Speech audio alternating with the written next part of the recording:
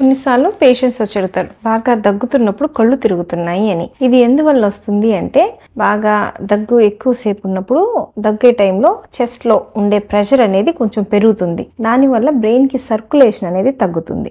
అట్లాంటప్పుడు మనకు కొంచెం కళ్ళు తిరిగినట్టు నీరసంగా అట్లా అనిపించవచ్చు. ఇదే ఎక్కువసేపు దగ్గి కొంతమందిలో ఏంటంటే సర్క్యులేషన్ బాగా తగ్గడం వల్ల కింద పడిపోయి స్పృహ కూడా తప్పిపోతుంటారనమాట. సో ఇట్లాంటప్పుడు మనం ఏం చేయాలి అంటే, మొదటిది దగ్గు ఎందువల్ల ఎక్కువగా ఉంది అనేది చూసుకోవాలి. ఒకవేళ స్మోకింగ్ కానీ అట్లా ఏమైనా ఉంటే వాటిని మనం కంట్రోల్ చేసుకోవాలి. రెండోది, దగ్గు ఎక్కువగా ఉన్నప్పుడు మనం నుంచొని ఉండకూడదు, ఎందుకంటే పడిపోయే ఛాన్సెస్ ఎక్కువ. కాబట్టి ఆ టైంలో కూర్చొని కానీ పడుకొని కానీ ఉండాలి. దీన్ని మనం కాఫ్ సింకపీ అంటాం. కాకపోతే ఎందువల్ల వచ్చిందని ట్రీట్ చేయడమే కానీ దీనికంటూ సెపరేట్ గా మెడిసిన్స్ అనేవి ఏమీ ఉండవు.